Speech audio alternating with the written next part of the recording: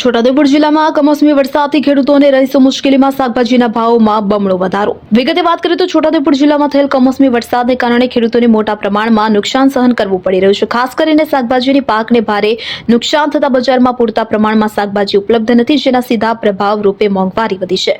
વરસાદને કારણે ટામેટા, બટાકા, મરચા સહિતની વિવિધ શાકભાજીના પાકને નુકસાન થયું છે. જે ટામેટાનો ભાવ પહેલા 20 રૂપિયા પ્રતિ કિલો હતો, તે હાલ 50 થી 60 રૂપિયા પ્રતિ કિલો દરે વેચાઈ રહ્યો છે. અન્ય શાકભાજીઓમાં પણ બમણો ભાવ વધારો નોંધાયો છે. મોંઘવારીના કારણે બજારમાં આવનારા ગ્રાહકો ભાવ સાંભળી પાછા વળી જાય છે, જેને કારણે રહીશો ચિંતા અને મોંઘવારીના બોજ નીચે દબાઈ રહ્યા છે. બીજી તરફ ખેડૂતોને નુકસાનને લીધે આર્થિક મુશ્કેલીનો સામનો કરવો પડી રહ્યો છે, કારણ કે પૂરતી શાકભાજી બજારમાં પહોંચી શકતી નથી. શાકભાજી વેપારીઓએ પણ પોતાની મુશ્કેલી વ્યક્ત કરી છે. ખેડૂતો પાસેથી અને હોલસેલ માર્કેટમાંથી જ મોંઘા ભાવમાં શાકભાજી ખરીદવી પડે છે, જેના કારણે તેમને પણ વધેલા ખર્ચે શાકભાજી વેચવી પડે છે. આ પરિસ્થિતિમાં વેપારીઓને પણ નુકસાનનો બોજ વેઠવો પડે છે, જ્યારે ગ્રાહકો પણ વધેલા ભાવથી પરેશાન છે. કુલ મળીને કમોસમી વરસાદને કારણે ખેડૂતો, વેપારીઓ અને રહીશો ત્રણેય સ્તરે મુશ્કેલી વધતી જોવા મળી રહી છે. બજારમાં શાકભાજીના ભાવ વધી જવાના કારણે ચિંતા વધી રહી છે. વરસાદના કારણે બહુ બધું શાકભાજી એમ ખરાબ થઈ ગયું છે.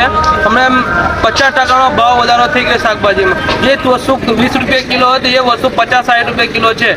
અમને વરસાદના કારણે અમારે બી બહુ માર પડ્યો છે. બહુ વેપારી છે એ બહુ ઓછા થઈ ગયા છે, અને લેવાવાળા બી ઓછા થઈ ગયા છે, ખાવાવાળા બી ઓછા થઈ ગયા છે. એટલે અમને બહુ મળે. અમે 4 વાગે માર્કેટ લેવા જતા હતા, અમને 2 વાગે જઈએ તો બી અમને માલ મળતો નહીં. એટલે માલમાં બી અમને બહુ 50%નો, ગયા વર્ષ કરતાં 50%નો વધારો છે શાકભાજીમાં. એટલે એમ વરસાદના લીધે બહુ ખરાબ થઈ ગઈ, હાલત ખરાબ થઈ ગઈ છે. અમને ગ્રાહક આવે છે, ભાવ અમને જતા રહે છે. ગ્રાહકનું એવું છે. એમ ભાઈ એ વસ્તુ તો 40 રૂપિયા કિલો મળતી હતી, એ જ વસ્તુ 120 રૂપિયા કિલો મળે છે. એ ગ્રાહકો નહીં જ જવાના છે. હવે લોકોના કોટર ખાવાના દિવસ આવી ગયા છે. શું નામ? મારું નામ કરણભાઈ. કમ વરસાદના લીધે શાકભાજીમાં બહુ નુકસાન થયું છે. ખેડૂતોને વરસાદના કારણે બહુ નુકસાન થયું છે, એટલે શાકભાજી ઓછી થઈ ગઈ છે. આ વખતે એટલી બધી શાકભાજીનો ભાવ છે કે ગ્રાહકને બહુ હાલાકી ભોગવી પડે છે. હમણાં ગ્રાહકી આવતી નહીં શાકભાજીના વધારા ભાવના લીધે.